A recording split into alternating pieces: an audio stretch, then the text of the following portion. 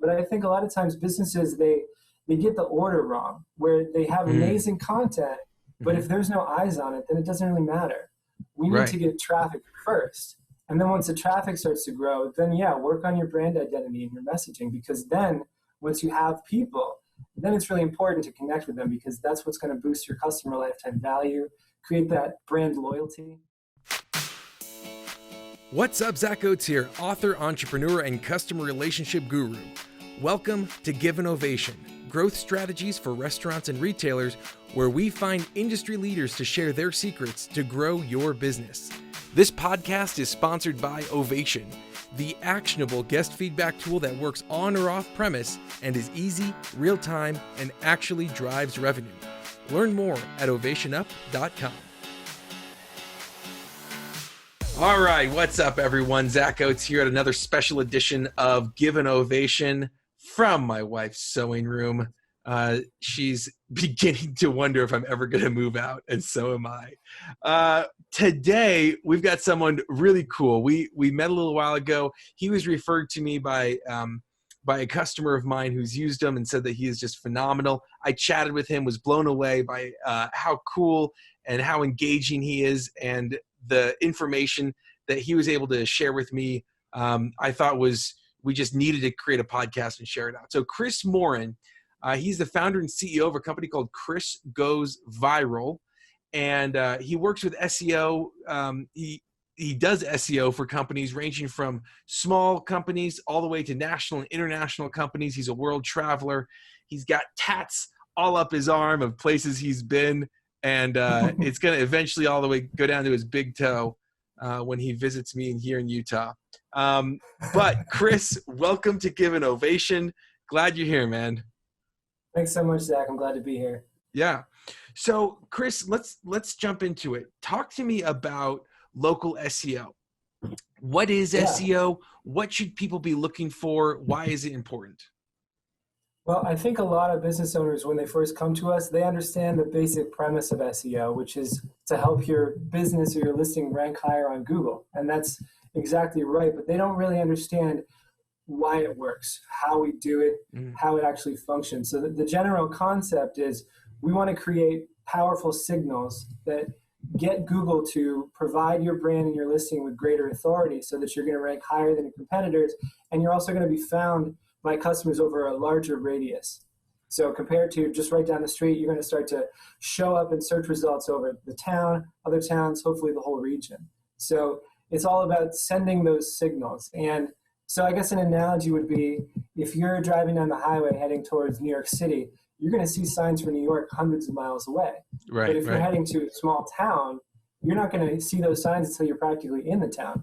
And in this analogy, a small town is kind of like most listings where there's been zero optimization and it doesn't really show up. And New York is like a highly optimized listing that's getting all of the authority juice from Google. So they're showing up over a much wider radius. It creates a lot of authority. A lot of people are going there. And so the way that we do that, without getting too technical, there's a lot of different things that we've done. There are all sorts of things like creating Google properties, things like Google Drive files. There's probably 15 different types of files you can create in Google Drive. So creating branded articles about your business and linking them all together and then directing them towards your listing.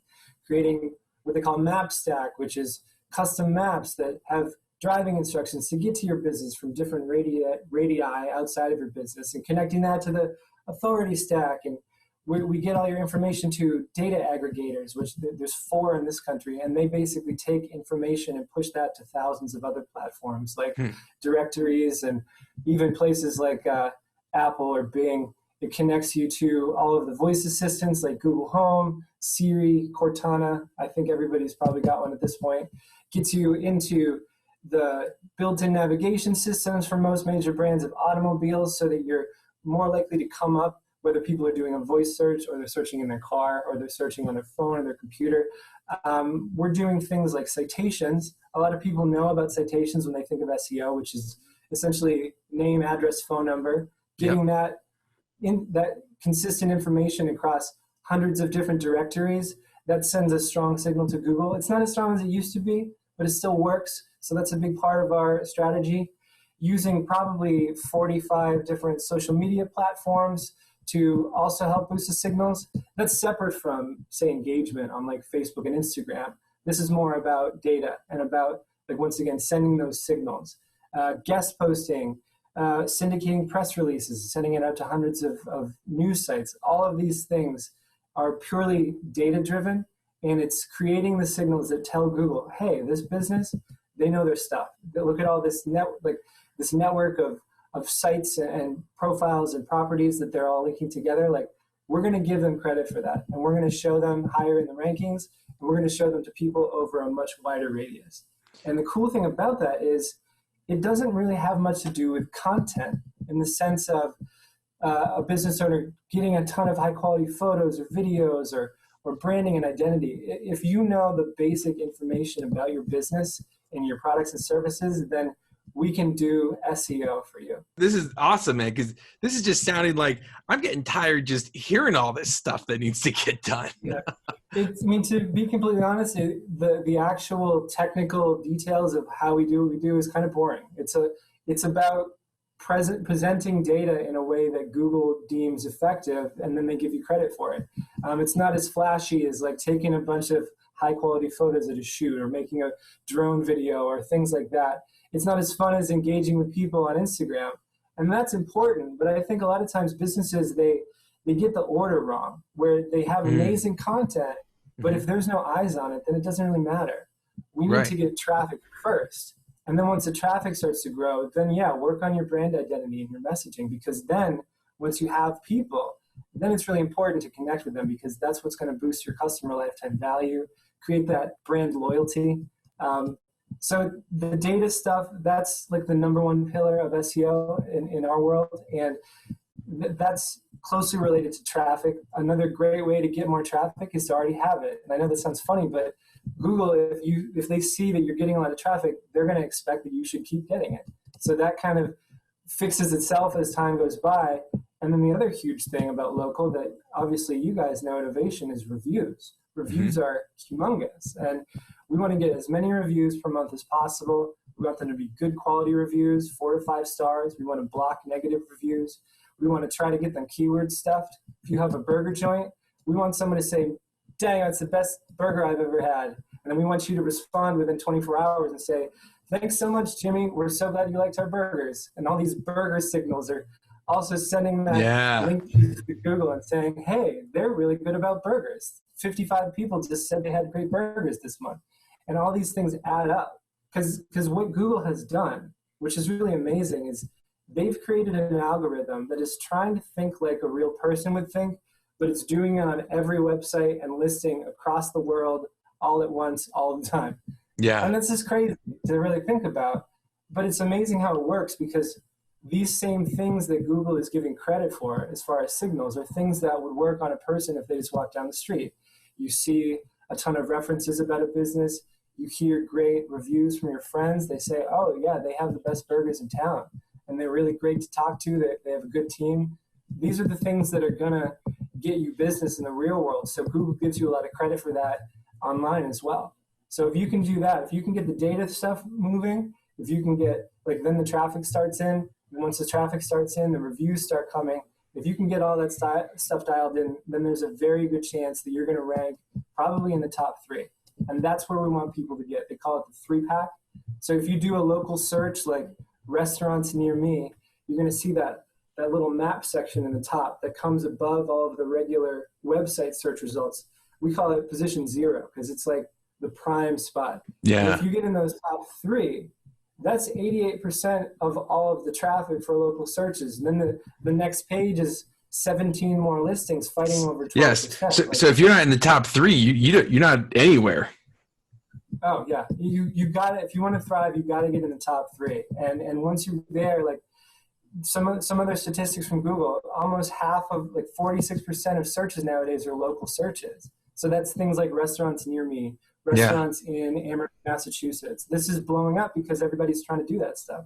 And what was it? Google said 28% of local searches result in a purchase within 24 hours. So if you're in New York City and you run a burger joint, how many hundreds of thousands of people are searching for a burger near me every day. If you're in that top 3, even for like a 5-block radius, you're going to crush it. And that's going to make a humongous difference for your business. And the thing I really liked about what you were saying, I mean, there's a lot to unpack there, but one question. Well, first of all, I like that it's all about there's so much to do with the branding, right? And that really has to come from corporate or from it comes quite frankly from the owners, the operators, the people who are there. That is the brand. That's something that you providing services for SEO, me providing services for reviews and chat. You can't really, that's not something we can do. They are the soul of their business, but there's these other things that have to get done, like these things that you got to go down the checkbox. And so I love the fact that you said that, because that you went through kind of all the things that you do, because all those things need to get done. And people who forget to do them are missing out. And not just missing out, but their customers are going someplace else, because when they're like, oh, where was that good burger place? Let's go burgers near me. Oh, wait, I didn't even see them, right? And so they'll go to some other burger place. I actually live above a restaurant, and if I type in restaurants near me, they don't show up, and it pisses me off because I could help them so much. And there's a ton of, like, we're right downtown. There's a ton of joints around here because it's a college town, but the competition is fierce, and the folks that already have a ton of business are going to keep getting that business. And the only way to really turn the tides is to get all those signals lined up. Like, you got to do all this stuff, and like you said, you got to check those boxes. And it's not fun work to do. It's tedious. It has to be done consistent. Another thing I forgot to mention is the Google My Business listing itself has to be perfect, like 100% optimized. All the relevant information about the establishment, all the attributes, as they call them, things that are special about your business that people might want to know, like women-owned and handicapped accessible, and what regions you serve. There has to be images that are going up every week, and they have to have metadata that matches your location, and you have to post every week. And all of these things are just, they're tools to send signals. It's less about what the actual content is, really, and it's more about getting the signals to Google. Say, hey, Google, we deserve your authority. Put us on top because people should come here. And then they can indulge in all of your amazing content that you've been doing, like with the pro photo shoots and all the food spreads and all that stuff, because they're never going to see it if they don't get the traffic in the first place. Yeah. So someone who's listening, watching, maybe they're in charge of SEO for their restaurant or retail shop, but like, what would you say? What are some things that they can do to get the ball rolling, to start on this SEO journey themselves, if they're kind of more DIY type people? Yeah, the first thing is to make sure that the Google My Business listing is fully optimized. Make sure that you have some posting strategy. At least post once a week. And make sure that the description on the post is stuffed with relevant keywords about what you do. So if you have a burger joint, talk about your burgers. Make sure you reference things that people are searching for. And I don't want to get into keyword research, but that's an important thing to do that we also do that helps identify how people are actually finding businesses like yours. Because you could think, oh, we are a menswear brand, so let's talk about menswear. But maybe people are actually looking for a specific brand of shoe, and that's what brings most of them to your store. We can't tell until we analyze it. And so it's tough to come up with a strategy until you see what's working. And one of the best ways to do that is analyze a competitor that's crushing it. Figure out what they're doing that's working well, and then reverse engineer it, and then try to add something extra that takes you to the next level. So back to what I was saying, the Google listing, first and foremost, make sure it's awesome, posting every week. I know everybody is crazy about posting on Facebook and Instagram. If you have followers, I think that's great. But honestly, like, organic search brings in 10 times the traffic of social media, even still. And I just want people to think about that when they're up at 2 a.m. thinking about a Facebook post for the business. Like, don't worry about it. Like, it's not nearly the most important thing to do. Yeah.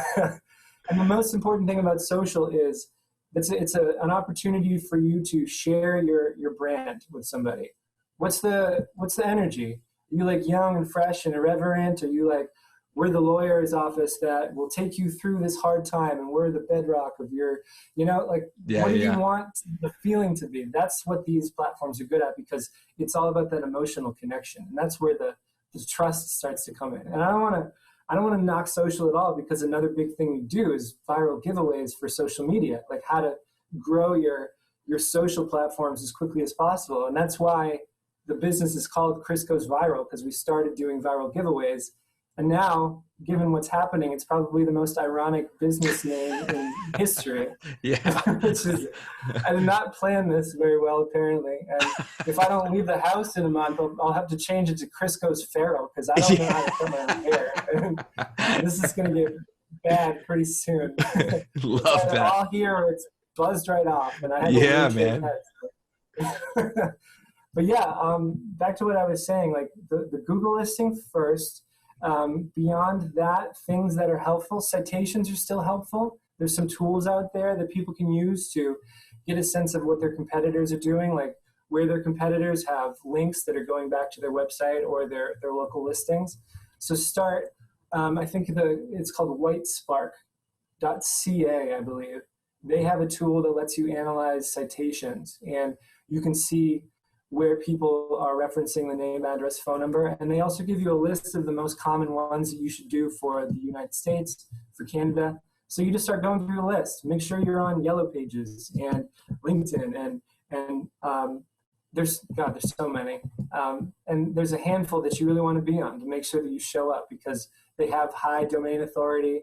It's important that you're on a site like Facebook, that you have the same information of Facebook and on Instagram and on things like that. That's pretty low-hanging fruit.